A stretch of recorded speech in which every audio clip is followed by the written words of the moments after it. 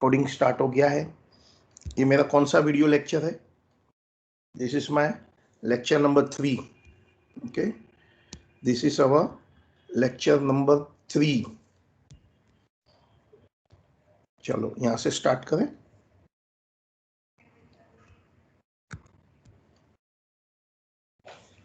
Lecture 3।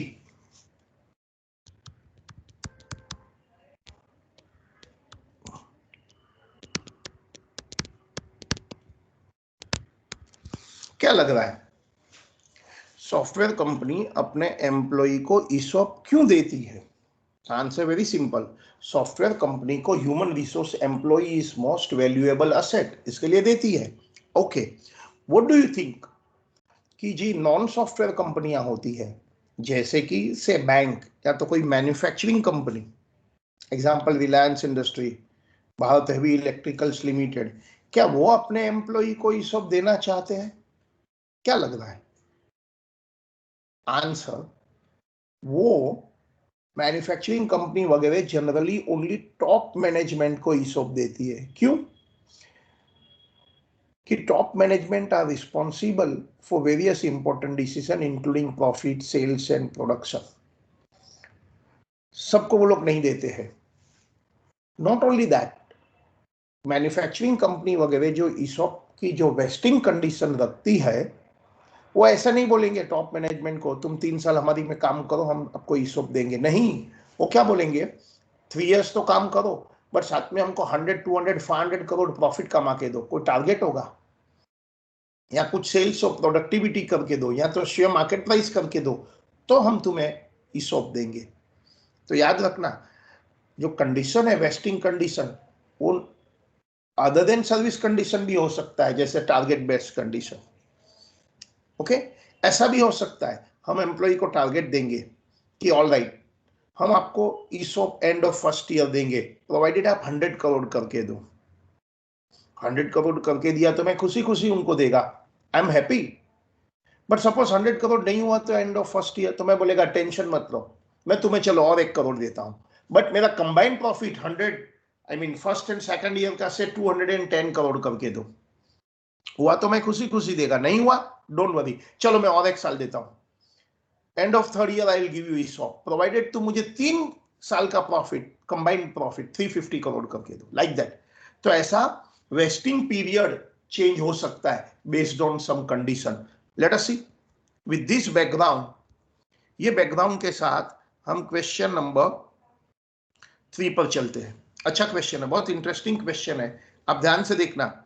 Choice limited grants 100 stock options to each of 1000 employee on 1/4/2008 for ₹20, depending upon the employees at the time of vesting of option। तो मेरे पास 1000 employee है, एक एक employee को 100 options देगा, means 1 lakh option हो जाएगा। 20 rupees मेरी एक्सरसाइज प्राइस है।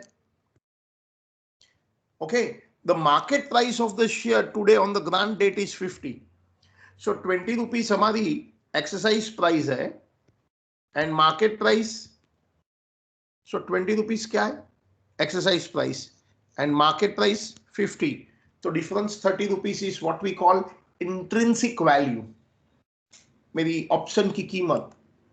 This option will vest at the end of first year if earning of choice limited is 16%। हम at the end of first year ही ऑप्शन दे देंगे, शेयर्स खरीदने का अधिकार दे देंगे, प्रोवाइडेड हमारा कमाई का रेशियो, इंग्लिश में अर्निंग रेशियो इज 16%। अच्छा सोच के आंसर दो, यदि हमारा 16% नहीं हुआ कमाई तो क्या? तो देखो, और it will vest at the end of second year if the average earning of 2 year is 13। 1 year में 16% नहीं हुआ, don't worry, I give 1 more year, but provided 2 years का एवरेज अर्निंग 13 हो जाएगा, I will be happy to give. अच्छा नहीं हुआ तो क्या? Lastly, it will vest at the end of third year if the average earning of 3 years is 10%. Okay, 5,000 unvested option lapsed on March 9, 4,000 unvested option lapsed on March 10, and finally 3,400 unvested option lapsed on March 11. Following is the earning 14, 10 and 7%. 850 employee exercise their vested option within a year, मतलब 3 साल के, मतलब जो भी उनको time है 1 साल के अंदर 850 पीपल ने शेयर खरीद लिया। Remaining options when unexercise at the end of contractual life. थोड़े लोग बोलते हैं हमको शेयर्स नहीं चाहिए। पास्ट जर्नल एंट्रीज, ठीक है। सबसे पहला आपको क्वेश्चन वीडियो पोस्ट करके लिख देना होगा, या मोबाइल से फोटो निकाल लो, क्योंकि मैं क्वेश्चन पर वापस नहीं आएगा, मैं एज्यूम करेगा कि आपके पास ये क्वेश्चन है। I am assuming you got the question. तो वीडियो पोस्ट करके क्वेश्चन लिख लो, या तो फोटो निकाल लो, बाद में क्वेश्चन लिख देना नोटबुक में, हार्ड कॉपी निकाल लेना, ठीक है। चलो हम लोग क्वेश्चन स्टार्ट करते हैं। सो choice limited grants 100 stock options to 1000 employee on 148, ठीक है, 20 रुपीज। स्टार्ट करूं? क्या आपने क्वेश्चन लिख लिया? क्या आपने क्वेश्चन का फोटो निकाल लिया? इंटरेस्टिंग सम है, बहुत अच्छा सम है। चलिए हम लोग क्वेश्चन स्टार्ट कर रहे हैं। ओके, अब हम डायग्राम करते हैं। सोच के आंसर देना। क्या लग रहा है मैं पहले से ही 3 इयर्स का डायग्राम बना लूं? नहीं, मुझे थोड़ी मालूम है आज ग्रांट डेट में कि एम्प्लॉई कब वो करने वाले हैं सेटिस्फाई। सो सीधा जर्नल एंट्री से स्टार्ट करते हैं। ओके, हमारा जो फर्स्ट ईयर है वो शुरू हुआ है 148। सो मेरा फर्स्ट ईयर है 148 टू मार्च 9। ये मेरा फर्स्ट ईयर है। मैं पहले से 3 इयर्स का डायग्राम नहीं बना सकता हूं, मुझे नहीं मालूम है कि ये कब होने वाला है कंडीशन सेटिस्फाई, ठीक है। तो अब मैं डायग्राम बना रहा हूं फर्स्ट ईयर का। 1408 मार्च 9, ये मेरी ग्रांट डेट है। 1000 employee 100 each, so 1 lakh options है। Market price on the grant date कितना है? Market price on the grant date 50 है। एक्सरसाइज प्राइस 20 है। इसको इंट्रिंसिक वैल्यू बोलते हैं। ये मुझे एक्सपेंस आउट करना है, ठीक है। चलिए अब हम जर्नल एंट्री स्टार्ट करने वाले हैं। Okay, 1408 grant date. सोच के आंसर देना। क्या एंट्री है? नो एंट्री, ठीक है। अब स्ट्रेट वे एंड में यहां आ गया मार्च 9। अब क्वेश्चन है, सोच के आंसर देना। क्या मार्च 9 को ऑप्शन वेस्ट हो रहा है? क्या मार्च 9 को ऑप्शन वेस्ट हो रहा है? सोच के आंसर दो। मेरा कंडीशन क्या था?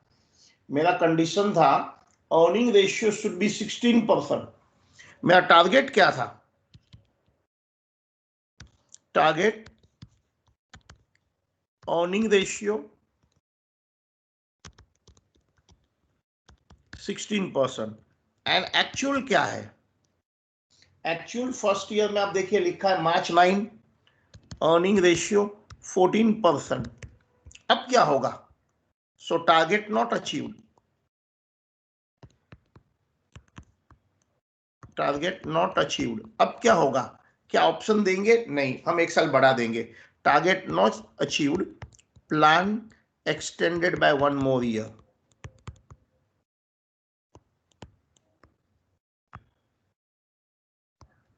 Plan extended by 1 more year, मतलब अभी मार्च 10 हो जाएगा। We are at March 9।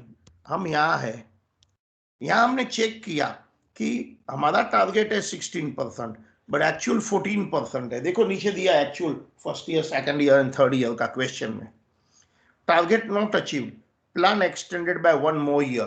तो बताओ अब मुझे एंट्री क्या करनी होगी? अब मुझे एंट्री करनी होगी ना मार्च 9 को। बताइए मुझे क्या एंट्री करनी है अभी? एम्प्लॉई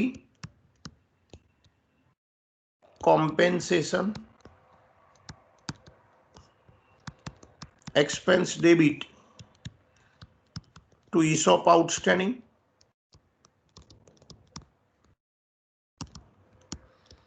कभी मार्च 9 को, being current year expense recognized. Okay, और एम्प्लॉई एक्सपेंस पीएनएल में चला जाएगा और ESOP outstanding reserve and surplus में चला जाएगा।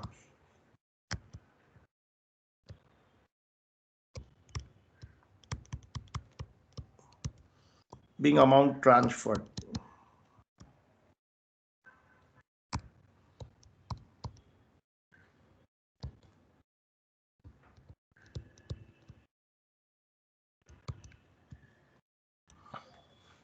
द क्वेश्चन है अमाउंट कितना होगा, द क्वेश्चन है अमाउंट कितना होगा, वो सोचो पहले अमाउंट कितना होगा, सोचने वाली बात है।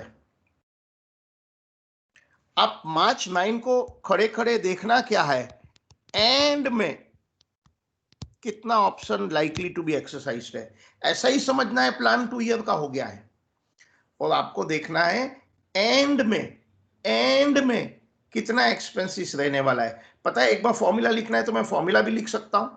क्या फॉर्मूला है करंट ईयर एक्सपेंसिस की? करंट ईयर एक्सपेंसिस, इसकी फॉर्मूला क्या है? एक बार फॉर्मूला लिखना है तो मैं लिख सकता हूं। क्या फॉर्मूला है? Number of options likely to vest at end into fair value, first chance वो नहीं है तो इंट्रिंसिक वैल्यू। ये मेरा टोटल एक्सपेंस है, divide by number of years, we call it a vesting period. इसमें से एक्सपायर्ड पीरियड कितना है, कितना साल खत्म हो गया, and minus already recognized in PNL, पहले कितना पीएनएल में आ गया है। ये आपको फॉर्मूला याद रखना है। फॉर्मूला क्या याद रखना है, समझना है आपको। करंट ईयर एक्सपेंसेस कैसे कैलकुलेट करते हैं? Number of options likely to vest at end, लिखना start, into fair value of option. Fair value of option मतलब हम जो कंसेशन दे रहे हैं, उसको डिस्काउंट दे रहे हैं, उसकी वैल्यू। वो फेयर वैल्यू ऑफ ऑप्शन नहीं देते तो intrinsic value, that is market price minus exercise price. वो मेरा टोटल एक्सपेंस होता है, divide by total year into how many year already over. तो मुझे अमाउंट मिलता है, उसमें से जितना पहले पीएनएल में गया वो गया, बाकी का भी जाएगा। क्या आप ये अमाउंट लिख सकते हैं? Can you write this amount? मतलब कि फील कर सकते हैं। Number of options likely to vest कितना है? 1 लाख ऑप्शन दिया था, आप चेक करिए कोई छोड़ के चला गया है क्या?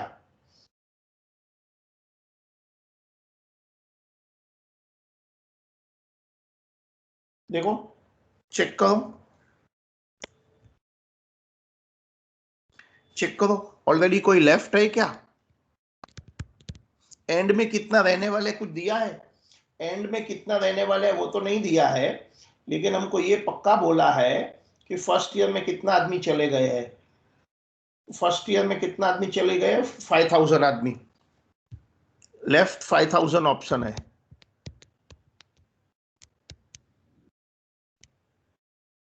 तो बैलेंस कितना है?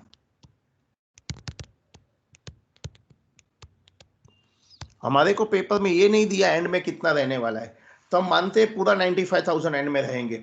सपोज ऐसे बोलते हैं ना, 5,000 अभी गया, 10,000 नेक्स्ट ईयर जाने वाला है, मैं अंदाज लगाया, एस्टिमेट किया, तो फिर 1 लाख में से 5, 10, 15 माइनस करके 85 एज्यूम करेंगे एंड में रहने वाला है।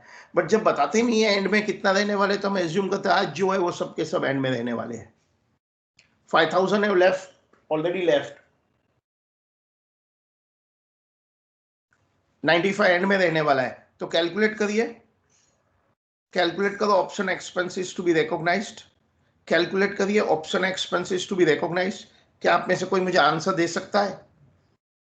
चैट में लिख के आप आंसर देना चाहते हैं? क्या आप चैट में लिख के आंसर देना चाहते हैं कि एंड में कितना आदमी रहेंगे? देखते हैं तुम्हारे में से कितना कोई होशियार है। एंड में कितना आदमी रहेंगे, कोई आंसर देना चाहते हैं? एंड में कितना आदमी रहने वाला है, कोई देना चाहते हैं answer? Current year expenses. Answer बहुत सिंपल है, आंसर बहुत सिंपल है। 95,000 ऑप्शंस रहने वाले हैं एंड में। एक एक ऑप्शन की फेयर वैल्यू 30 रुपीज है। तो आप मल्टीप्लाई करेंगे 95,000 ऑप्शन मल्टीप्लाई बाय 30 रुपीज, तो ये होता है 28,50,000। और कितना ईयर का प्लान है सोच के बोलना। 2 ईयर। एक्चुअल प्लान 1 ईयर का था, लेकिन हमने 1 ईयर तो बढ़ा दिया ना। सो 2 ईयर में से 1 ईयर तो खत्म हो गया। पहले कुछ भी प्रॉफिट एंड लॉस में नहीं गया क्योंकि ये फर्स्ट ईयर है।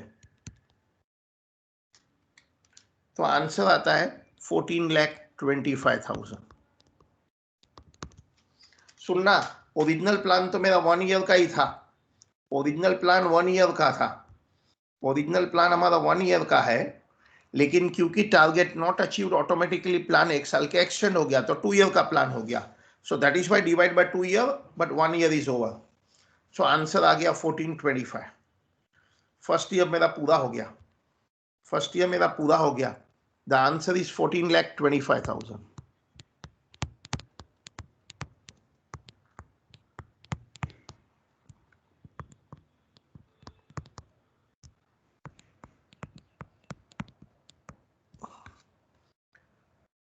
देखो, आप चाहे तो मैं क्वेश्चन आपको साथ वापस पढ़ सकता हूं, मेरे साथ में रहिए क्वेश्चन पढ़ने के लिए। Choice limited grant 100 stock options to each of its 1000 employee, मतलब 1 लाख ऑप्शन हो गया ऑन 148। एक्सरसाइज प्राइस 20 है, depending upon the employee eight the time of wasting of option. Market price 50 है, तो 50 माइनस 20, 30 रुपीज ऑप्शन डिस्काउंट है, मतलब कि option की वैल्यू, अधिकार की वैल्यू है, उसे इंट्रिंसिक वैल्यू बोलते हैं। And that 30 rupees have to expense out. This option will vest at the end of year 1 if the earning of choice limited is 16%. हम एंड ऑफ फर्स्ट ईयर में दे देंगे, provided उसकी condition है कि earning, कमाई का ratio 16%। I will be happy to give. यदि ऐसा नहीं हुआ तो it will vest at the end of second year if the average earning of 2 year is 13। ऐसा नहीं हुआ तो it will vest at the end of third year, provided 3 साल का average earning is 10%। Now 5,000 unvested option lapsed है मार्च 9 में, 4,000 मार्च 10, 3,400 last year. अभी earning दिया है, फर्स्ट ईयर में 14 हुआ है, सेकंड ईयर में 10 है, थर्ड ईयर में 7 है। Okay, so with this background हमने सम स्टार्ट किया था। देखो कैसे स्टार्ट किया, मैंने डायग्राम बनाया है कि 148 ग्रांट डेट है, 1 लाख ऑप्शन है, market price 50, exercise price 20, intrinsic 30। Okay, हमने फर्स्ट ईयर में स्टार्ट कर दिया, ये मेरा फर्स्ट ईयर है। Okay, grant date no entry, फिर एंड ऑफ द ईयर आ गया, तो मैंने देखा प्लान खत्म हुआ ही कि नहीं, तो आंसर है, मेरा टारगेट है 16%, मेरा टारगेट रेशियो है 16, बट एक्चुअल ओनली 14। तो plan target not achieved, plan 1 साल से बढ़ जाएगा। सो अभी प्लान 2 ईयर का हो गया, मैं मार्च 9 में हूं, प्लान 2 ईयर्स का हो गया। तो रूल ये है कि आपको हमेशा देखना है एंड में कितने ऑप्शन लाइकली टू एक्सरसाइज है। 1 लाख में से 5,000 चला गया, 95 बचा, हम मानेंगे सबके सब रहेंगे। यदि हमको नहीं बोलते कितना लाइकली टू गो है, ठीक है, लाइकली वर्ड नहीं दिया है। सो करंट ईयर का कितना एक्सपेंस होगा, number of options likely to vest at 95, fair value intrinsic value 30 है। 2 ईयर का प्लान है, 1 नहीं, बट 1 ईयर खत्म हो गया, तो 1425। चलिए अब आप सेकंड ईयर पर आ जाओ, let's go to the second year. चलिए सेकंड ईयर पर आ जाओ अभी।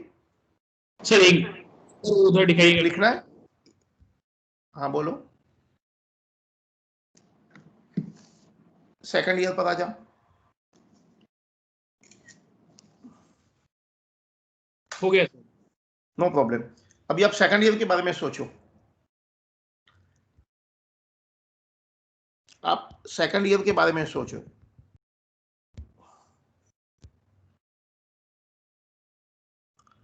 ओके, सेकंड ईयर बताओ पहले कब से कब तक होगा। Second year will be from what date to what date, पहला तो वो लिखो।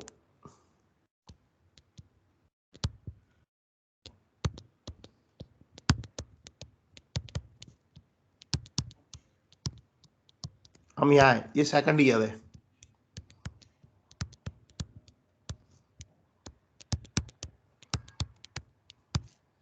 We are here March 10.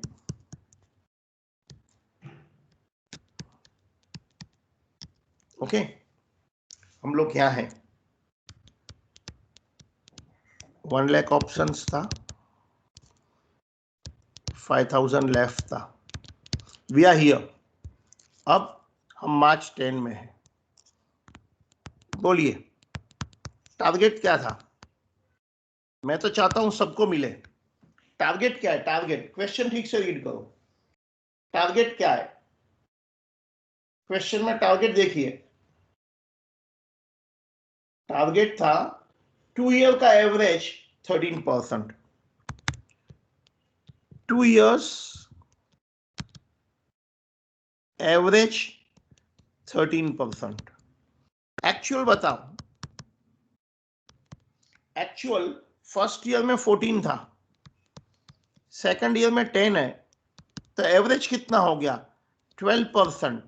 तो क्या टारगेट अचीव हुआ कि नहीं हुआ? Not achieve. तो क्या होगा? Plan extended by 1 year, plan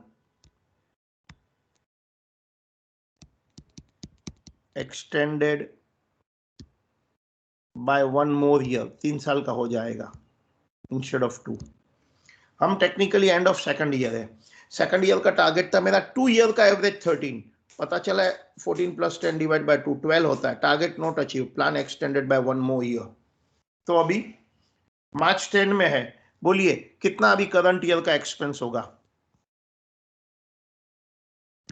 current year expenses to be recognized कितना होगा?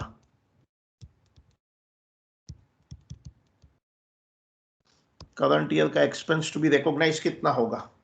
हम March 10 में खड़े खड़े क्या देखना है कि एंड में कितने लोग रहने वाला है। हमेशा एंड में ही देखना होता है कि number of options likely to vest at end कितना है। तो पता चला 5000 लास्ट ईयर में चले गए थे, और ये भी लिखा है सेकंड ईयर में 4000 लोग चले गए March 10 में, 4000 लेफ्ट। तो बैलेंस कितना है? यहाँ कितना बैलेंस है? 91,000। जब हमको वो लोग देते नहीं है कि एंड में कितना रहने वाले हैं, तो हम एज्यूम करते हैं जितने भी लोग हैं सबके सब एंड में रहेंगे। 1 लाख स्टार्टिंग में था, 5000 लास्ट ईयर चले गए, 4000 करंट ईयर में। यदि वो ऐसे बोलते थे ना कि 4000 अभी गए और 10,000 जाने वाले हैं, तो पता है मैं क्या करेगा? 91 - 10, 81 एंड में रहेगा, ऐसे एस्टिमेट करेगा। हमेशा अंतिम लक्ष्य पर ध्यान दो। बताया नहीं है, एस्टिमेट नहीं किया है। हम एज्यूम करते हैं कि पूरा पूरा 91,000 एंड में रहेंगे। तो कैलकुलेट करो, 91,000 options are likely to vest at the end. एक एक ऑप्शन का जो फेयर वैल्यू है, इंट्रिंसिक वैल्यू है, वो 30 रुपीस है। तो ये जो मल्टीप्लाई करता हूं 91 × 30, कितना साल का प्लान है? सोच के आंसर देना। अभी 3 इयर्स हो गया, पहले ओरिजिनली 1 था, फिर 2 हुआ, फिर 3 हुआ। यहां खड़े खड़े 3 इयर्स दिखता है, तो कितना ईयर ऑलरेडी हो गया है? 2 ईयर ओवर। तो डिवाइड बाय 3 × 2 करता हूं ना, तो जो आंसर आया ना 1820, पता है ये 1820 क्या है? 2 इयर्स का कंबाइंड फिगर, 2 इयर्स का क्यूमुलेटिव फिगर। तो उसमें से पहले ही ऑलरेडी हमने कितना राइट ऑफ कर दिया है, पीएनएल में ट्रांसफर कर दिया है 1425। तो अभी मैं पीएनएल में कितना ट्रांसफर करेगा? तो आंसर अभी मैं पीएनएल में 3,95,000 ट्रांसफर करेगा करंट ईयर का।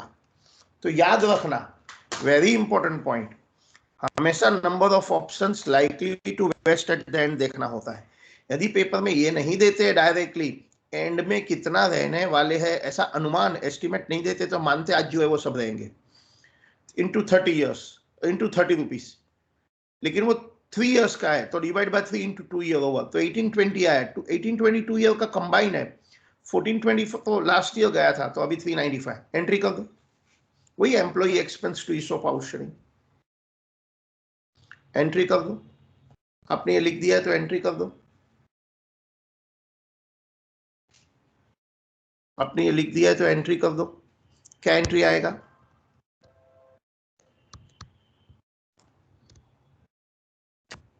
Employ compensation expenses debit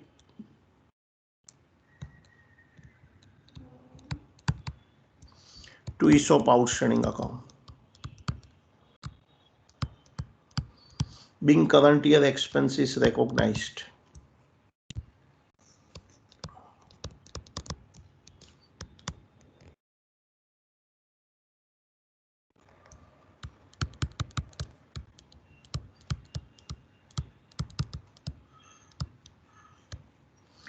employ expense P&L में चला जाएगा and ESOP outstanding balance sheet में आ जाएगा।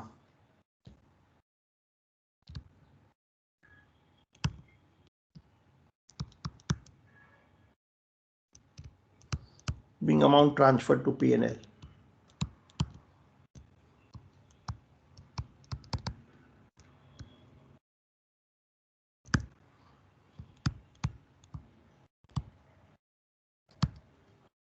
Being amount transferred to P&L.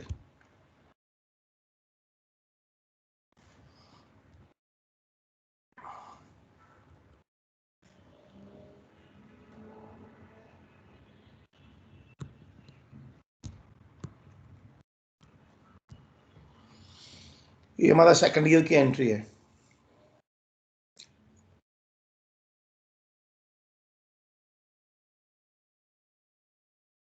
हम पहले से 3 इयर्स का डायग्राम नहीं बना सकते, हमको थोड़ी पता था 3 इयर्स का चलने वाला है।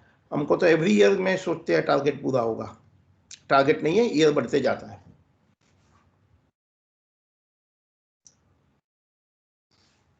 क्या आपने लिख दिया?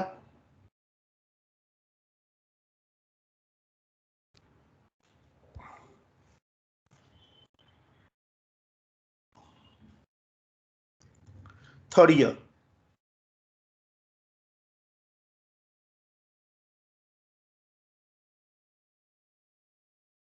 थर्ड ईयर, चले स्टार्ट करें थर्ड ईयर। बोलिए बाकी है तो मुझे बोला, वेट, बाकी है आपका कि थर्ड ईयर स्टार्ट करूं? खुद ही सोचो ना थर्ड ईयर के बारे में।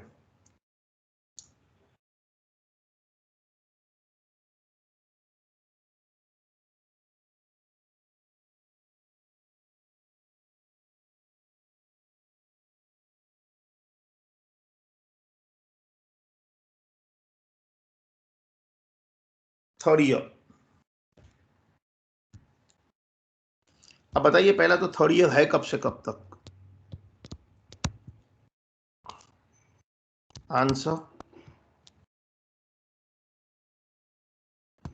10 to March 11। ओके, ये थर्ड ईयर है।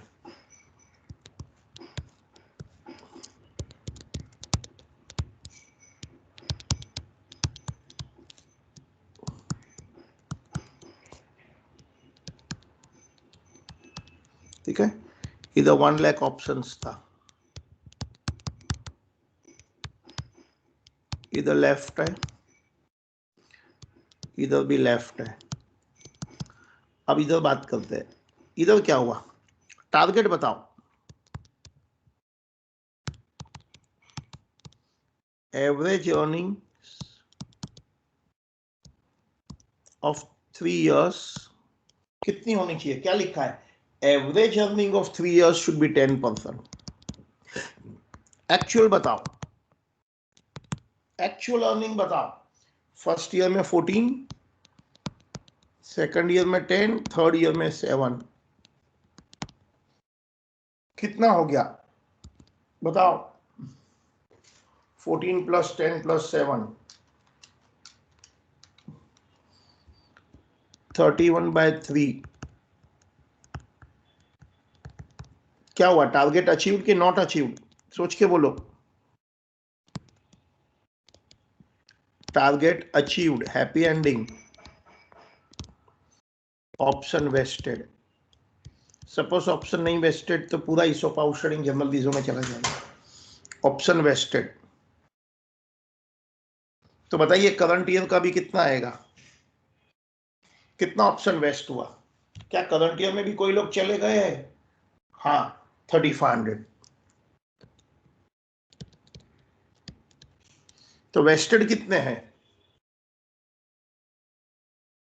87,500। वेस्टेड कितने हैं?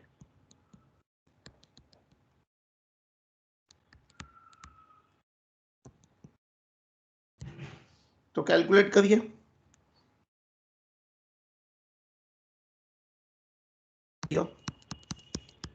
What is my current year expenses? अब ये एक्चुअल एक्सपेंसेस 87,500, क्यूमुलेटिव 3 साल का निकालो, फिर 2 इयर्स का माइनस कर देना। कितना है करंट ईयर का एक्सपेंसेस? 87,500 ऑप्शन है, एक एक की ऑप्शन की वैल्यू 30 रुपीस है। 3 साल का प्लान है, 3 साल खत्म हो गया। ऑलरेडी पीएनएल में कितना गया है? फर्स्ट ईयर में 1425 गया था, सेकंड ईयर में 395 गया है। तो कैलकुलेट करो, 87,500 इंटू 30, 3 साल का कंबाइंड 2625 है, उसमें से 1420 कितना है कंबाइंड? 2625। ये 3 इयर्स का कंबाइन है, उसमें 1425 फर्स्ट ईयर, 395 सेकंड ईयर का माइनस कर देते हैं, तो ओनली मुझे लास्ट ईयर का मिलता है, and that is 8,05,000। Last year का ऑप्शन एक्सपेंस 8,05,000 है, उसकी बुक कीपिंग करो।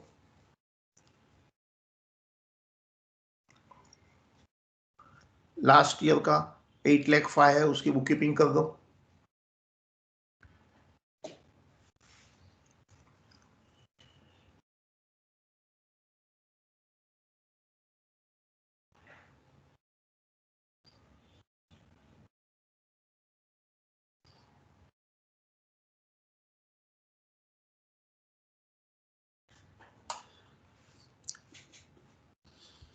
चलो बुक कीपिंग करो।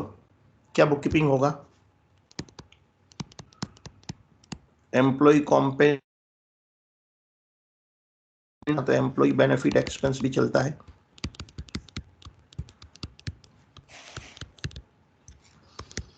टू ईसॉप आउटस्टैंडिंग,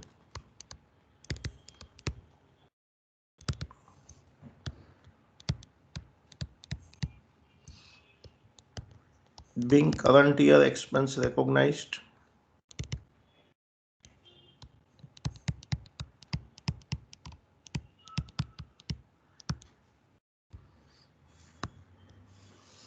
एंड उसको पीएनएल में ट्रांसफर कर दो।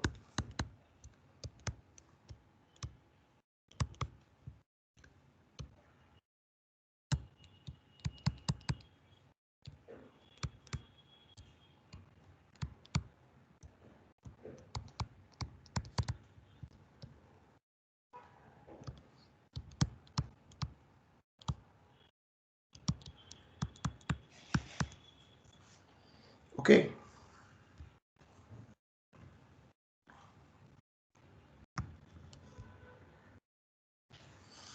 अब सोच के बता सकते हैं ईसॉप आउटस्टैंडिंग में बैलेंस कितना है? आंसर वेरी सिंपल, पहले ईयर का 1425, सेकंड ईयर का 395, थर्ड ईयर का 805, सब टोटल मारेंगे तो 2625। ये आप चेक भी कर सकते हैं। कैसे? 87,500 ऑप्शन वेस्ट हुआ, आप 30 से मल्टीप्लाई करेंगे तो 2625 हो जाएगा। पर ऑप्शन हमने 30 रुपीस ईसॉप आउटस्टैंडिंग में जमा किया है। अब हम आगे का कार्यक्रम पढ़ेंगे कि शेयर्स कब देना है वगैरह। फोर्थ ईयर हमको बोला गया है कितने लोग ने शेयर खरीदा, नहीं खरीदा and all.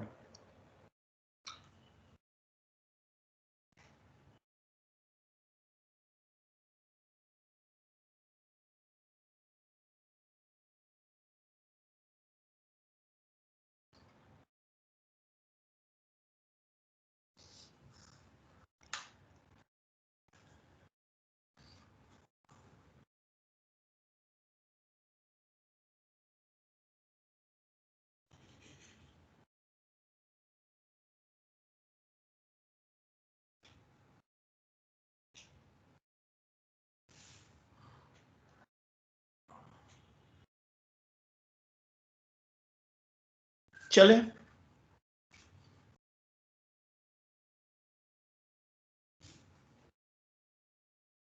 Shall I go further? चलिए, फोर्थ ईयर बताओ, फोर्थ ईयर में क्या होगा? वो लोग कुछ शेयर खरीद रहे हैं। अब क्वेश्चन पढ़ो, दिया है हमको। अब क्वेश्चन रीड करो, हमको दिया गया है फोर्थ ईयर कितने लोग खरीद रहे हैं वगैरह दिया है।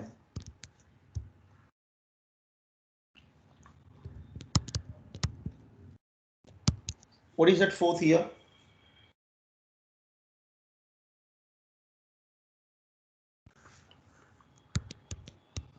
One for 11 March 12। खाली फोर्थ ईयर का डायग्राम बनाता हूँ, ओनली फोर्थ ईयर का डायग्राम बनाते हैं तो it is something like this. March 11 vested 87,400 है, ये एक्सरसाइज पीरियड है, डेट नहीं दिया है एक्सरसाइज पीरियड का, 1 ईयर का है, 6 मंथ का है, बट जो भी है ये एंड है, प्लान खत्म हो रहा है। कितने लोग ने खरीदा, कितने लोग ने नहीं खरीदा? 850 exercise the option within a year, तो 850 एम्प्लॉय इंटू 100 तो 85,000 हो जाता है ना।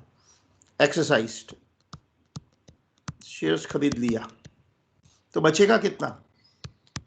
2500 लैप्स, उनको खरीदना नहीं है, इनको शेयर खरीदना ही नहीं है, इन लोग ने शेयर खरीदा, तो अभी हम इसकी एंट्री करेंगे।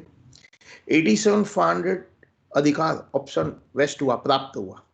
1 साल का टाइम दिया था कि 1 साल के अंदर कभी भी शेयर खरीद लो, तो 850 एम्प्लॉई, एक एक को 100 था, याद है? 85,000 ऑप्शन एक्सरसाइज शेयर खरीदा गया है, एंड 2400 जो भी बैलेंस बचा बोलता हमको शेयर खरीदना नहीं है। तो चलिए एंट्री करो, ऑप्शन एक्सरसाइज शेयर्स परचेस्ड,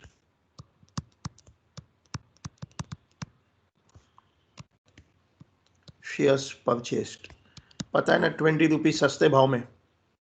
क्या एंट्री करेगा? जितने भी शेयर्स खरीदते हैं बैंक डेबिट, पर share 20 rupees cash and 30 rupees kind. याद रखना, कंपनी ने शेयर्स 50 में बेचा है, 50 मार्केट प्राइस पर। 20 कैश एम्प्लॉय देगा, 30 का काम दिया है। अच्छा, 30 का काम का पैसे कहां पड़ा है? 30 का काम का पैसे कहां पड़ा है? ईसॉप आउटस्टैंडिंग में पड़ा है। पर शेयर की बात कर रहा हूं, ये मैं जो बात कर रहा हूं पर शेयर, कंपनी ने 50 रुपीज में एम्प्लॉय को बेचा है, डोंट से 20 तो कैश है, 30 का काम। अच्छा, एज्यूमिंग मेरी फेस वैल्यू 10 रुपीज है, पर शेयर की बात कर रहा हूं, एज्यूमिंग मेरी फेस वैल्यू 10 रुपीज है पर शेयर, तो सोच के आंसर दो 40 रुपीज क्या होगा? सोच के आंसर दो 40 रुपीज क्या होगा? ऑब्वियसली 40 रुपीज सिक्योरिटीज प्रीमियम होगा। पर शेयर की बात चल रही है। Like that how many total number of shares are there? Like that total number of shares कितना खरीदा जा रहा है? 85,000। So this is how I remember this journal.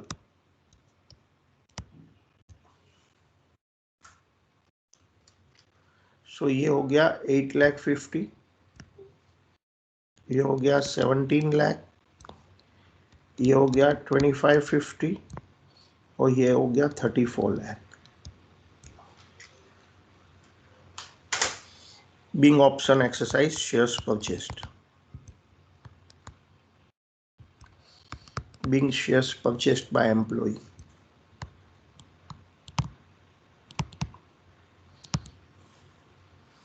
Being shares purchased by employee.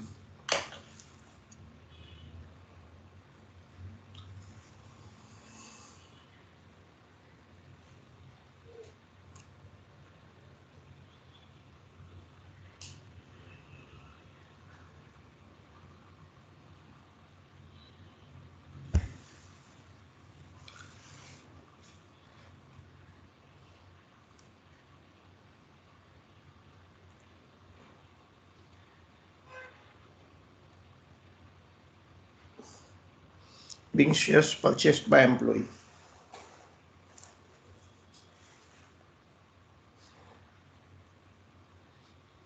Okay, अभी क्या कुछ लोगों ने शेयर्स खरीदा ही नहीं है? हाँ, 2400, उसका भी 30 रुपीज जमा है, वो कहाँ जाएगा? वो जनरल डीजो में चला जाएगा। Option lapse, shares not purchased,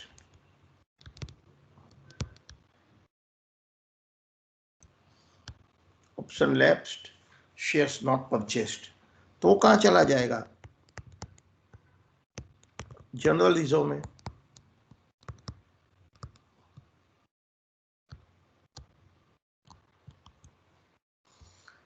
ESOP outstanding general reserve में चला जाएगा।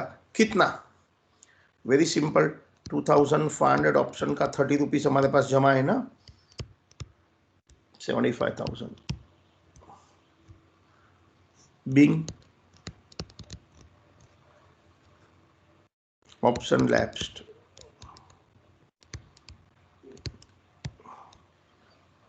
ये वाला सम पूरी तरह से हमारा खत्म हो गया है, ये वाला सम पूरी तरह से खत्म हो गया है। अच्छा समय सीए फाइनल में ये सब मैं नेक्स्ट लेक्चर में करने वाला हूं, वहां भी यही टॉपिक चल रहा है।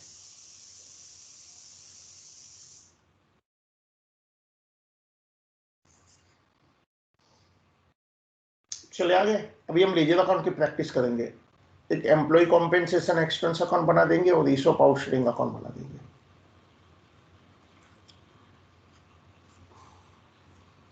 स्टार्ट करें, एम्प्लॉय कॉम्पेंसेशन एक्सपेंस अकाउंट बना दो।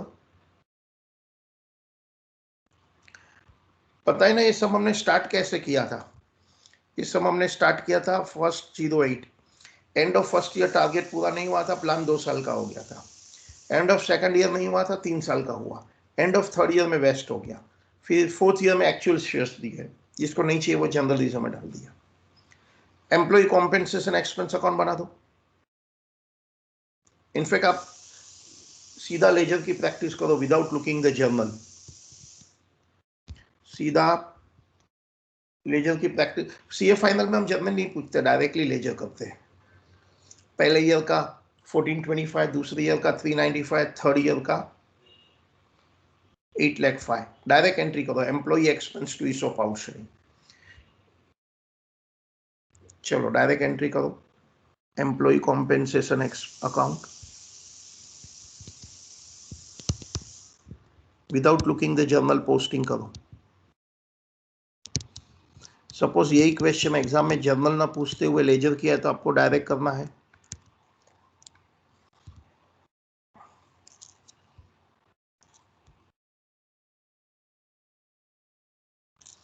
एम्प्लॉय पहला year March 9 to ESOP outstanding account, employee expense to ESOP outstanding 1425, क्योंकि ये नॉमिनल अकाउंट है, end of the year PNL में चला जाता है।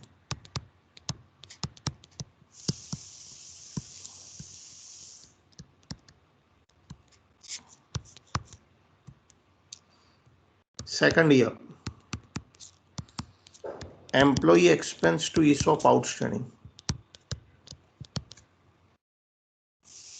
It was 8,05,000, right?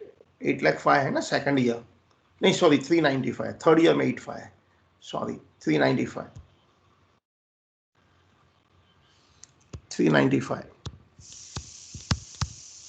क्योंकि ये नॉमिनल अकाउंट है, पीएनएल में चला जाएगा।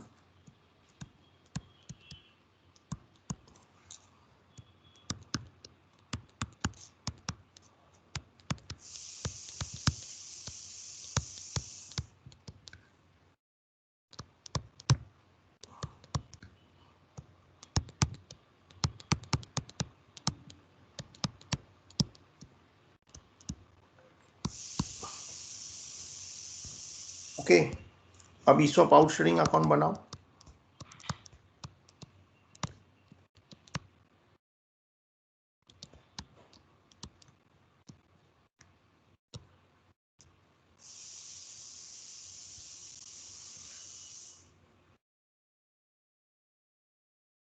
विदाउट जर्नल बनाइए।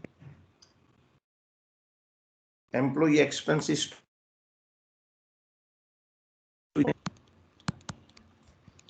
ESOP outstanding by employee compensation expenses.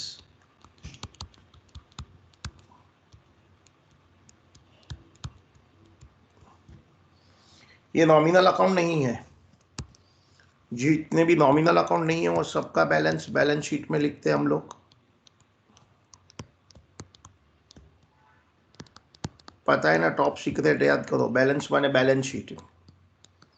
Nominal account है तो पीएनएल में जाता है, non nominal account balance sheet में आता है। बैलेंस शीट में कौन से हेड में आएंगे? Reserves and surplus.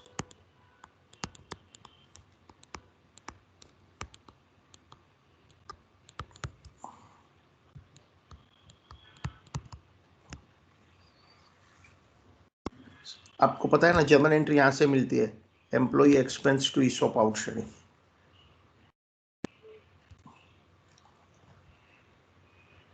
Second year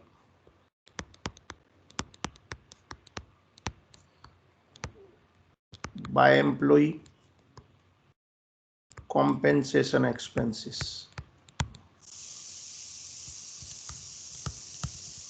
$395. Second year भी ओवर हो गया।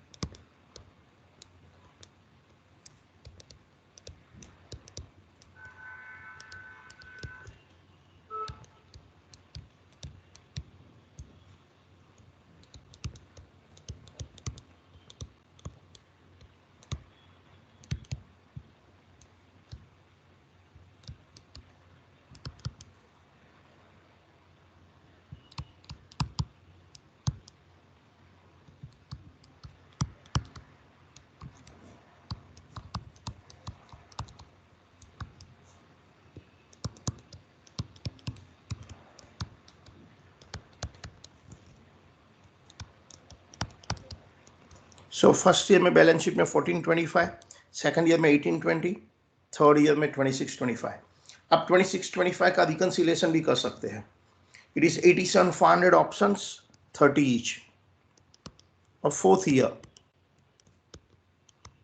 ईयर में जिसको शेयर खरीदना हम शेयर्स दे देंगे, वरना हम जनरल रिजर्व में ट्रांसफर कर देंगे। सो फोर्थ ईयर की पोस्टिंग में दिमाग लगाना होगा आपको, फोर्थ ईयर की पोस्टिंग में दिमाग लगाना होगा। जर्नल एंट्री आपके सामने है, अब दिमाग लगाइए पोस्टिंग कैसे करेंगे इसकी। फोर्थ ईयर की पोस्टिंग कैसे करेंगे, आप दिमाग लगाओ इधर। आप ESOP आउटस्टैंडिंग में कैसे पोस्टिंग करेंगे? मुझे 2550 लिखना है। अब टॉप सीटर भी पोस्टिंग करो। मुझे ये वाली एंट्री पोस्ट करनी है, बोलो मैं कैसे पोस्ट करूं? मुझे ESOP आउटस्टैंडिंग में 2550 नेट फिगर लिखना है, तो क्या करेंगे? टॉप सीटर भी क्या करो, 850 एंड 34 डेबिट में लिखो, 17 लाख क्रेडिट में लिखो, अपना प्रॉब्लम सॉल्व हो जाएगा। नेट 2550 देना है, बी वेरी केयरफुल। उसको टॉप सीटर भी बोलते हैं, उलट पुलट पिकल पोस्टिंग। कैसे करेंगे? 17 क्रेडिट में लिखो। मीनिंग कैसे बनेगा पता है? मीनिंग ये बनता है, मेरा 2625 ऑलरेडी है, प्लस मुझे और 17 डेट नहीं दिया है, जो भी डेट है end of the year, plus मुझे और 17 लाख तो कैश में मिला। ओके, इसमें से जिसको शेयर्स चाहिए शेयर्स देगा, बाकी जनरल रिजर्व में डाल देंगे। तो किसको शेयर्स चाहिए? ऑपोजिट ने इक्विटी शेयर कैपिटल 850, ये उसका प्रीमियम है, ये इतने लोगों को शेयर्स चाहिए। और जिसको शेयर्स नहीं चाहिए, लास्ट वाली एंट्री, तो ये हो गया, इसकी पोस्टिंग हो गई। अब देखो ना, 34 + 8 42 - 17 नेट 2550, ये वाली एंट्री पोस्ट हो गई। ये वाली नेट मुझे 2550 लिखना है। Opposite posting. और लास्ट वाली एंट्री, जिसको शेयर्स नहीं चाहिए तो उसको मैं जनरल लीजो में ट्रांसफर कर देगा।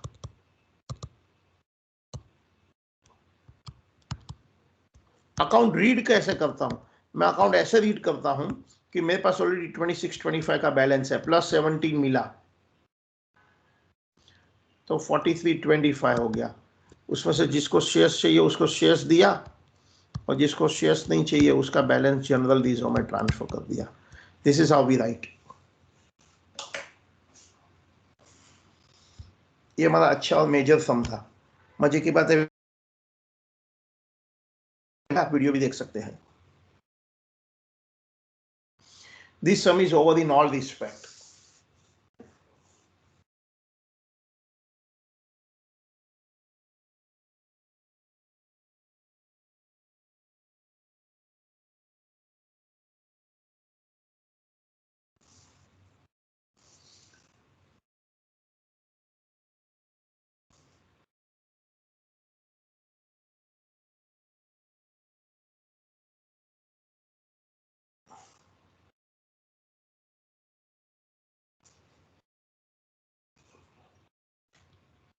ओके,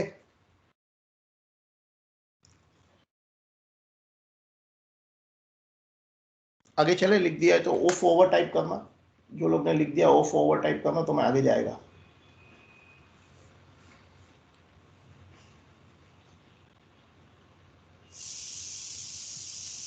जो लोग ने लिख दिया प्लीज ओ फॉरवर्ड टाइप करो।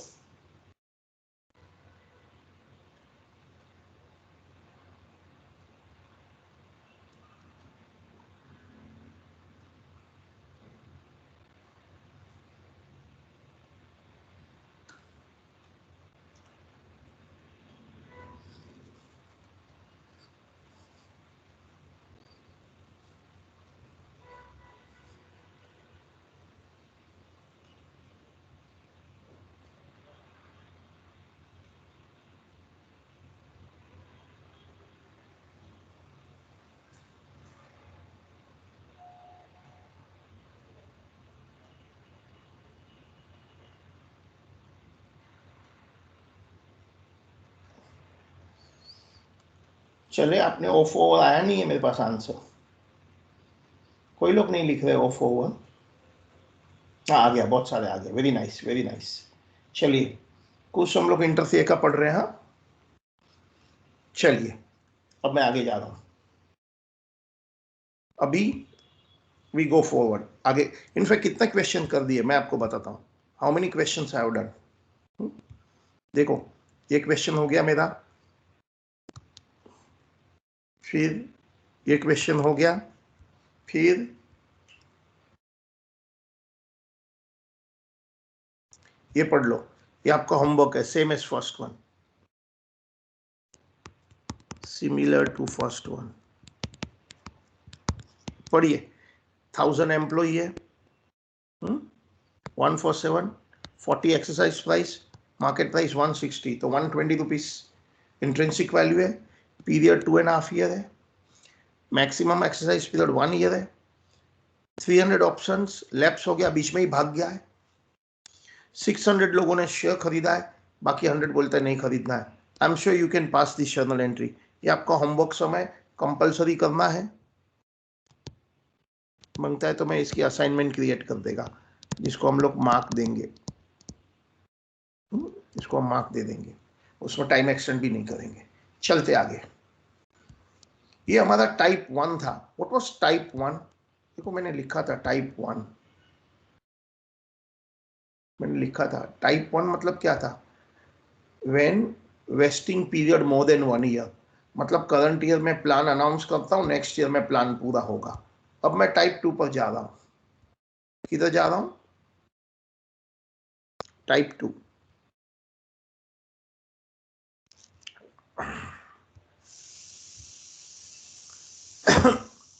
Type 2, when vesting date is in the same year of announcement of plan. Sir आपने होमवर्क बोला लास्ट वाला 7वां. When vesting date is in the same year of announcement of plan, that is vesting period less than 1 year. That is vesting period हमारा less than 1 year होगा. क्या लिखा है? Vesting date is in the same year of announcement of plan. बहुत simple है, मैं बताता हूँ क्या करना है. Vesting date is in the same year of announcement of plan. कैसे करना है मैं बताता हूँ. वेरी सिंपल है. Here entries are passed directly at the time of purchase of shares by employee for actual number of shares purchased only. मैं इसका meaning भी बताएगा. ये चैप्टर हमारा नेक्स्ट लेक्चर में खत्म होकर हम आगे भी जाने वाले हैं. Here entries are passed directly at the time of purchase of shares by employee, that is for actual number of shares purchased only. लिख दिया. इसका मीनिंग मैं बताता हूँ. I'll explain the meaning. Start करें question. I'll come back to this line. मैं line पर वापस आएगा, so at that time आप लिख भी सकते हैं. चलिए, लेकिन क्वेश्चन देख लो. क्वेश्चन का फोटो निकाल लो if you want, क्योंकि I'll not come back to the question afterward. Video देखने वाले वीडियो पोस्ट करके लिखना स्टार्ट कर दो. इनफैक्ट आज ही हो जाएगा हमारा टॉपिक. कल क्या, आज ही हो सकता है. A company has its share capital of 10 each. 1st April 10,000 employee stock up given at 40 exercise price है, market price 130 है, so 90 rupees intrinsic value है. मुझे expense out 90 rupees per share करना है. The option were exercised between 16 December and 15 March. कुछ समझ रहा है? वही आज 1st April को दिया है and same year में last date है. The employee exercised the option for 9,500 shares only. Remaining lapse year ending March. Past journal entry. अब क्वेश्चन लिख डालो, कॉपी कर दो. हम सम करते हैं. 5 मिनट में हो जाएगा. चैप्टर आज ही खत्म हो जाएगा. इनफैक्ट फिर भी टाइम बचेगा. 1st अप्रैल को 10,000 है, 40 एक्सरसाइज प्राइस, मार्केट प्राइस 130 है. चलो स्टार्ट करें. आपने फोटो निकाल दिया क्वेश्चन का, वीडियो पोस्ट करके लिख दिया क्वेश्चन. ओके, मैं लिखता हूं, मैं डायग्राम बनाता हूं. I will make the diagram. सुनना, diagram is this way.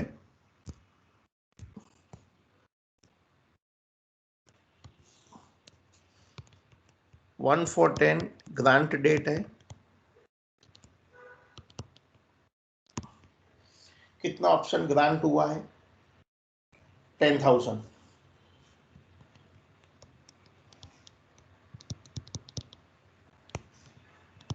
Market price कितनी है? 130. Exercise price 40. 90 intrinsic value. हमको 19 को एक्सपेंस आउट करना है. रियली हमको 90 का नहीं करना होता है एक्सपेंस आउट. मुझे जो एक्सपेंस आउट करना होता है उसे फेयर वैल्यू ऑफ ऑप्शन बोलते हैं. ये 90 के आजू बाजू होता है. वो स्टेटिस्टिकल मेथड से हम डिटरमाइन करते हैं, जो अगले साल नेक्स्ट ईयर सीए फाइनल में पढ़ेंगे. बट हमको ये नहीं देते हैं, तो फिर वी टेक द 90 रुपीज. ठीक है. मेरा ईयर एंडिंग है March 11. वेस्टिंग डेट क्या है? तब ध्यान से देखेंगे, 16 दिसंबर है. The options were exercise between 16 December and 15 March. 16 December and में ये कितना ऑप्शन एक्सरसाइज किया है? 9500 एक्सरसाइज्ड एंड 500 लैप्स्ड। ओके, अब सुनना रूल क्या है। टाइप 2 का रेड कलर का हेडिंग पढ़िए। When vesting date is in the same year of announcement of plan. झट मंगनी पट ब्या या तो बिना मंगनी ब्या, अभी प्लान अनाउंस किया, अभी खत्म हो गया। Here the entries are passed directly at the time of purchase of shares by employee for actual number of shares purchased। क्योंकि हमने कोई पहले से एक्सपेंस आउट नहीं किया है, कुछ नहीं है, सब कुछ करंट ईयर में, तो जितना शेयर खरीदा है एम्प्लॉय उतना ही एक्सपेंस मुझे हुआ है और उतना ही मुझे एक्सपेंस आउट करना है, और एंट्री भी डायरेक्टली करनी है। आप भी एंट्री लिख सकते हैं। क्या एंट्री होगा?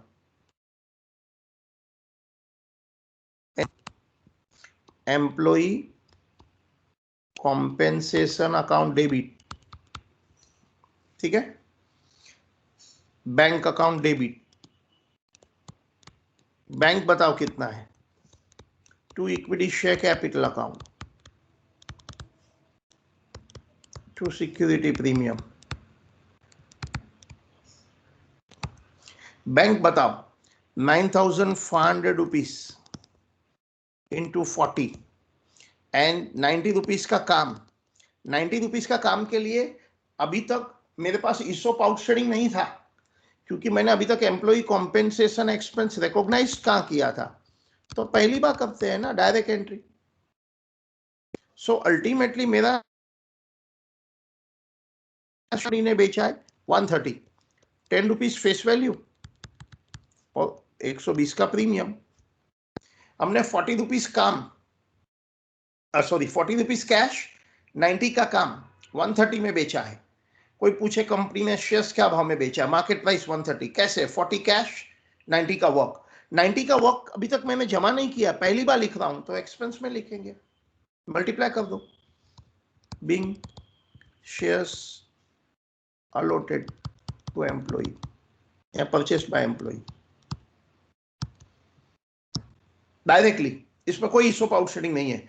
So देखो, here the entries are passed directly at the time of purchase of shares by employee for actual number of shares purchased only। जो नहीं खरीदा उसका तो कॉस्ट ही नहीं लगा है, जस्ट मल्टीप्लाई कर दो।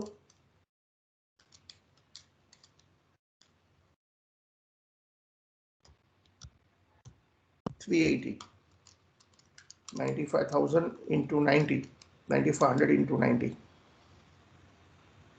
8,55। इधर 95,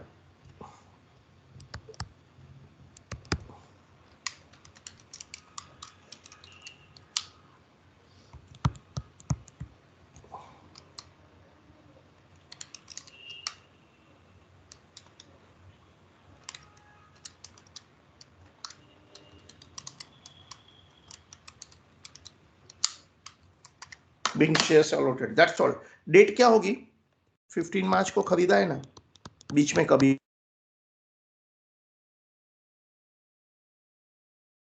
और ट्रांसफर एंट्री जनरली कब करते हैं? एंड ऑफ द ईयर करते हैं ना।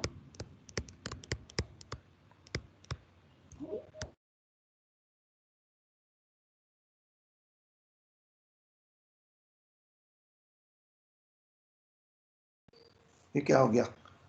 बंद तो नहीं हो गया ना? टीम में से आउट हो गया?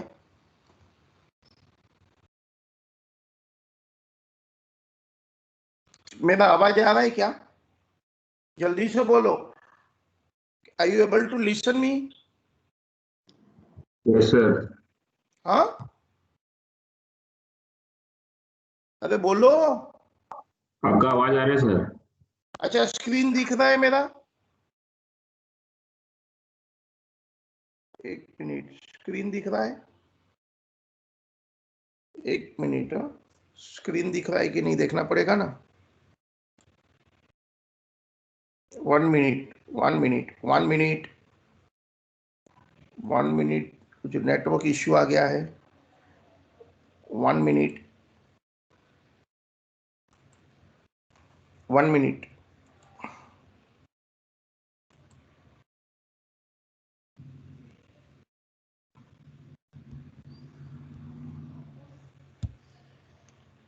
क्या आपको ये दिखाई दिया सब कुछ? जल्दी से बोलो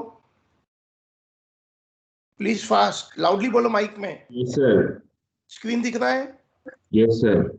ओके। being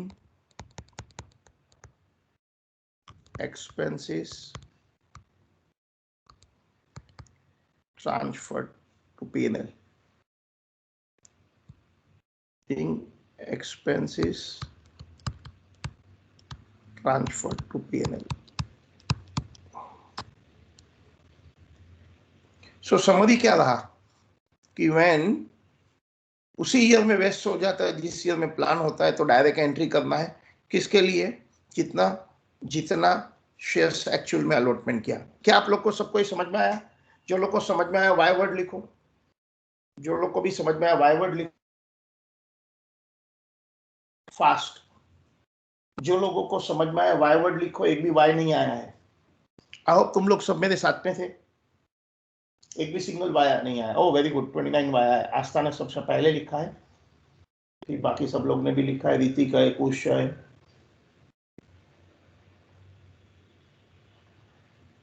सब लोग ने लिखा है। चले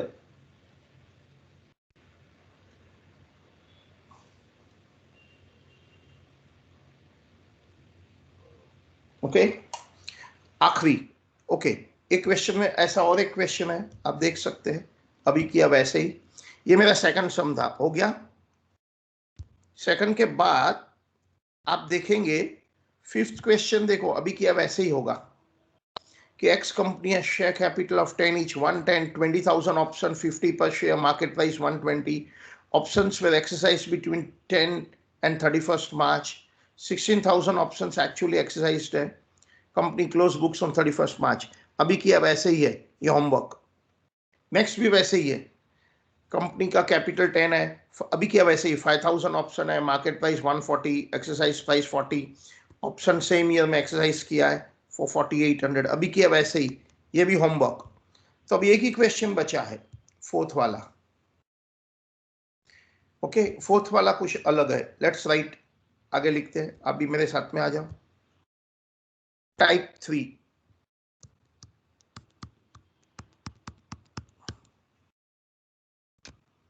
एम्प्लॉई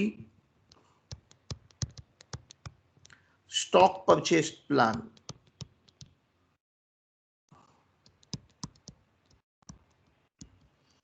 ESPP, ये क्या होता है? ध्यान से सुनना, ये आखिरी प्रॉब्लम है, खत्म हो जाएगा। एम्प्लॉय स्टॉक परचेस प्लान क्या होता है? सी, पहले से हमने कोई ईसॉप वगैरह अनाउंस ही नहीं किया है, लेकिन आज हमारा पहली बार कंपनी का पब्लिक इश्यू हो रहा है। सपोज हम लोग कोई स्टार्टअप थे, हमारा स्टार्टअप सक्सेसफुल हुआ, कोई ईसॉप बीसॉप कुछ नहीं दिया है पहले, बट आज पहली बार पब्लिक इश्यू कर रहे हैं, तो डेफिनेटली हम चाहते हैं कि एम्प्लॉय को कुछ फायदा मिलना चाहिए। सपोज मेरी पब्लिक इश्यू 400 रुपीज में हो रहा है आईपीओ प्राइस, तो मैंने डिसाइड ये किया जो भी मेरी कंपनी में 3-4 साल से काम कर रहे हैं उन सबको शेयर्स कंसेशनल भाव में ओनली 200 रुपीज में दे दूं। इसको प्री आईपीओ बोलते हैं, जस्ट बिफोर द आईपीओ। तो डेफिनेटली हमारी कंपनी को 300 का एक्सपेंस हो जाएगा। पहले तो अभी हमने कभी ये नहीं किया है, तो उसकी एंट्री आप करेंगे directly at the time of purchase of shares by the employee, जैसे अभी हमने किया वैसे ही। So what is ESPP? ESPP means पहले से कोई प्लान नहीं था, at the time of public issue etcetera हम चाहते हैं कि एम्प्लॉय को सस्ते भाव में दे, तो ठीक है दे दो। तो जो भी हमारी कंपनी को नुकसान हो रहा है हम उसको डिस्काउंट दे रहे हैं, वो कौन से अकाउंट में डालेंगे? वो एम्प्लॉय की एक्सपेंस है, तो employee benefit cost, employee compensation expense में रखेंगे। ठीक है, तो चलो लिखो ये बात, अभी जैसे हमने किया वैसे ही। The only difference is that इसमें झट मंगनी पड़ गया, आज स्कीम दिया आज ही ले लो shares. Start writing. Many a time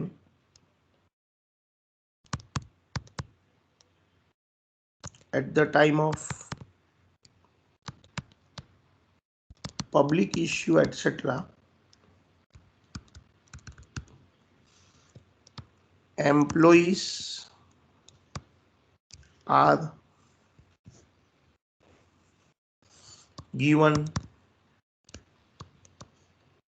shares at concessional rate.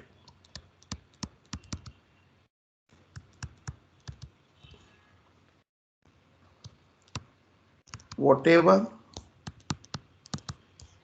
price concession is given to employee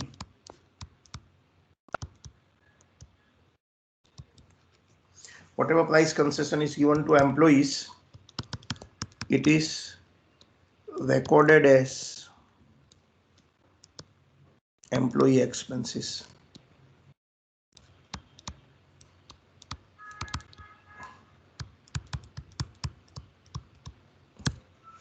Why the word ESPP बोलते हैं? क्योंकि पहले से कोई अनाउंसमेंट नहीं किया, आज ही अनाउंसमेंट आज ही दे दो. It is recorded as employee compensation expense. Entries are passed at the time shares are purchased by employee. Entries are passed at the time shares are actually purchased by employee. अभी क्या वैसे ही हुआ ये for actual number of shares. For actual number of shares. So many a time at the time of public issue, etc., employees are given shares at concessional price. Whatever price concession is given to employees, it is recorded as employee compensation expenses. Entries are passed at the time shares are actually purchased by employee for actual number of shares. Okay, चले start करें.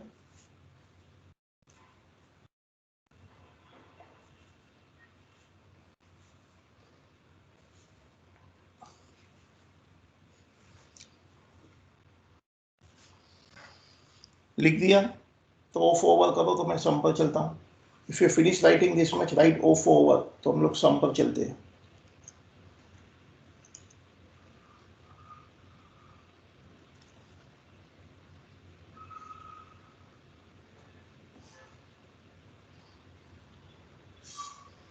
अरे यार एक भी of over नहीं आया है. Of over करो, मुझे सम करना है. आओ आ गया. चलिए I will come back to this line. So नहीं लिखा है तो चिंता मत करना, मैं लाइन पर वापस आ रहा हूं. एक ही मिनट में हो जाएगा, एकदम ध्यान से पढ़ना. क्वेश्चन चाहे तो कॉपी कर दो, वीडियो निकाल के स्टॉप करके. फोटो निकालना है तो फोटो निकाल लो. ओके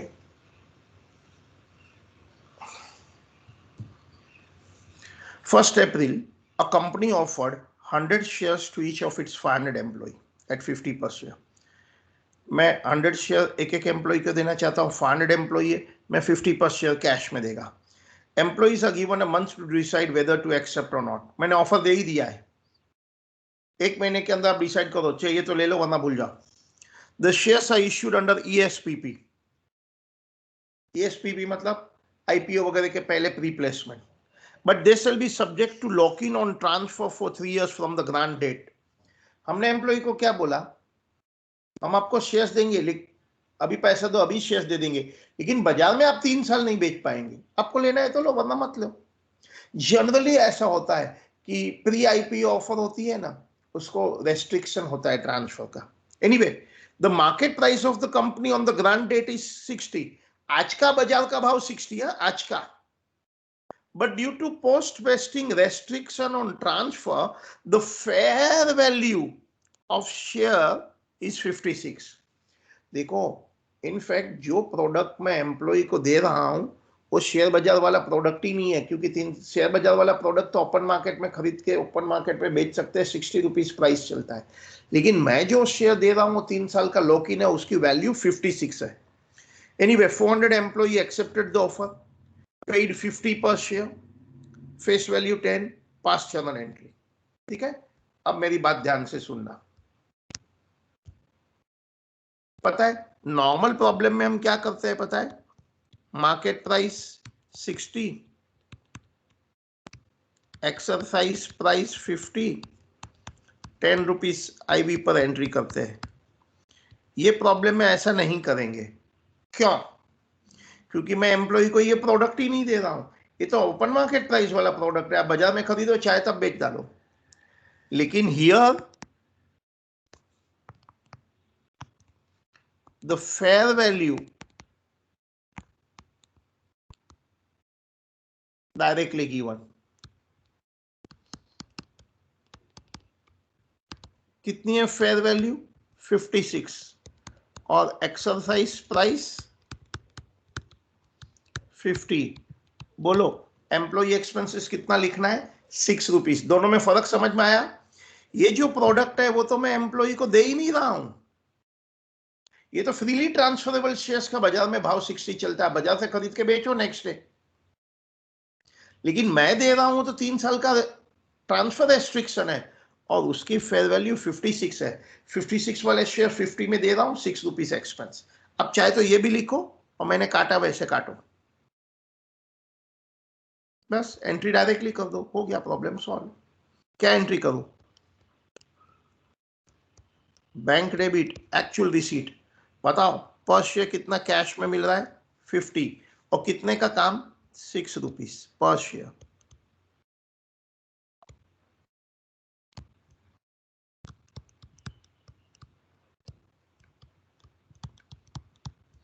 सो पर शेयर इनडायरेक्टली मैं 56 में शेयर्स बेच रहा हूं, पर शेयर 56 में बेच रहा हूं। बताइए फेस वैल्यू क्या है? फेस वैल्यू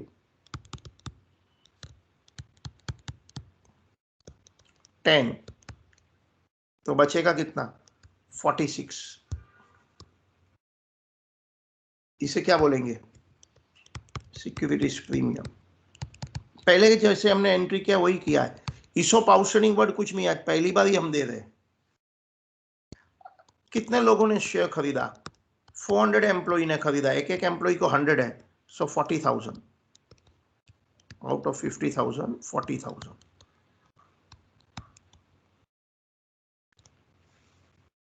पता है 3 मार्क का ऑब्जेक्टिव एग्जाम होता है ना, तो ये बहुत पॉपुलर क्वेश्चन बनेगा ना पूछने के लिए, और कन्वेंशनल एग्जाम है तो पहले वाले क्वेश्चन पॉपुलर बनेंगे। Being shares purchased by employee या allotted to employee, कुछ भी चलता है। डेट भी दिया है, कुछ डेट भी लिख सकता हूं मैं, कुछ डेट तो दिया है। कब खरीदा है? डेट 1 मंथ का टाइम दिया है ना, 30 अप्रैल।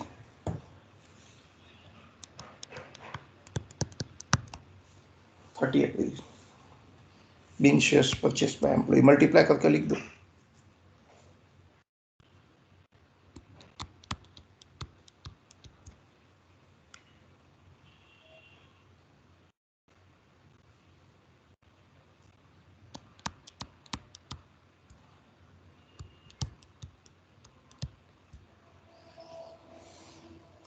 $46 into 40,000।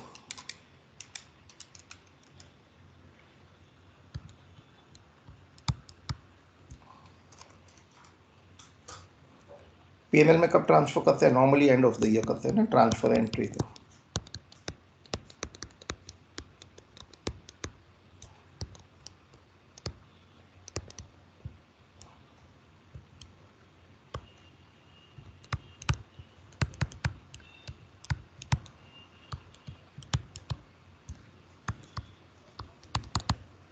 being expenses transferred to P&L। पता चला?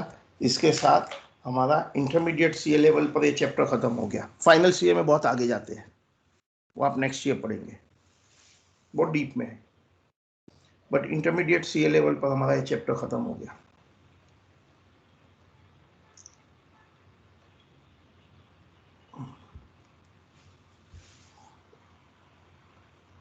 वीडियो पोस्ट करो, रिवाइंड करो, फॉरवर्ड करो, लिख डालो।